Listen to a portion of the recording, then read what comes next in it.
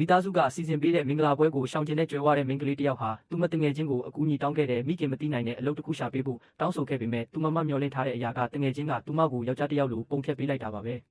ထို့နောက်သူမကိုတငယ်ချင်းရဲ့အကိုကြီးဖြစ်တဲ့ဆူရဲ့ကိုကြီးကိုယ်တာလက်ထောက်ဖြစ်အလုပ်ဝင်ခိုင်းခဲ့တဲ့ကံကောင်းစွာနဲ့ဆောက်ကသူမဟာပုံဖြတ်ထားတဲ့မိန်းကလေးဆိုတာမသိခဲ့ပါဘူးလက်ထောက်အစ်ရဲ့စွမ်းရည်ကိုစမ်းသပ်ဖို့ရှော့ကမင်းညကသူနဲ့အတူရှိခဲ့တဲ့အမျိုးသမီးကိုရှာဖို့အမိန့်ပေးခဲ့တယ်ဒါပေမဲ့ဟိုတယ်နာမည်ကိုကြားလိုက်တာနဲ့သူမအံ့အားသင့်သွားခဲ့တယ်။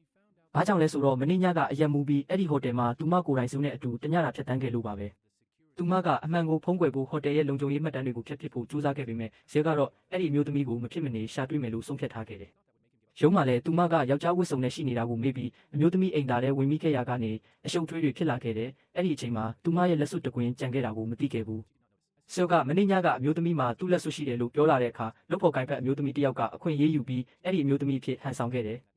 ဒါပေမဲ့ဖျော်ကသူမရဲ့လိန်ညာမှုကိုချက်ချင်းဖော်ထုတ်နိုင်ခဲ့တယ်။မင်းညကဖြစ်ရဲ့အသေးစိတ်တွေမေးလိုက်တဲ့အခါသူမကတခုမှမဖြေနိုင်ခဲ့ပါဘူး။ညနေပိုင်းမှာဆောကပုံဖြတ်ထားတဲ့သူမကိုစီးပွားရေးညစာစားပွဲတစ်ခုစီခေါ်သွားခဲ့တယ်။အဲ့ဒီမှာဖောက်တဲ့တစ်ယောက်ကသူမကိုမင်းညကဟိုတယ်ထဲဝင်သွားတာကိုမြင်ခဲ့ကြောင်းပြောလိုက်တဲ့အခါအားလုံးအံ့အားသင့်သွားခဲ့တယ်။ဆောကသူမကိုမင်းညကအမျိုးသမီးဟုတ်မဟုတ်မေးခဲ့ပေမဲ့သူမကယောက်ျားဖြစ်ကြောင်းညင်းဆိုခဲ့တယ်။ဒီစကားကြောင့်ဆေးပူပြီးစိတ်ရှုပ်ထွေးသွားခဲ့တယ်။သူ့ဘေးမှာရှိတဲ့သူကတကယ်တော့မိန်းကလေးဖြစ်နေတယ်ဆိုတာသူမသိခဲ့ဘူး။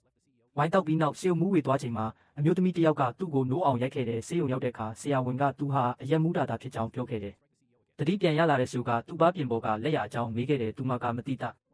သူမရဲ့လက်ဖွားရွယ်စားကသူ့ဘာပြင်ပေါ်ကလက်ရနဲ့တိတိကျကျကိုက်ညီနေခဲ့တယ်။အဲ့ဒီအချိန်မှာတော့သူမရဲ့လှုပ်ဝက်ချက်ပေါ်ထွက်သွားမလားဆိုပြီးစိုးရိမ်လာခဲ့တယ်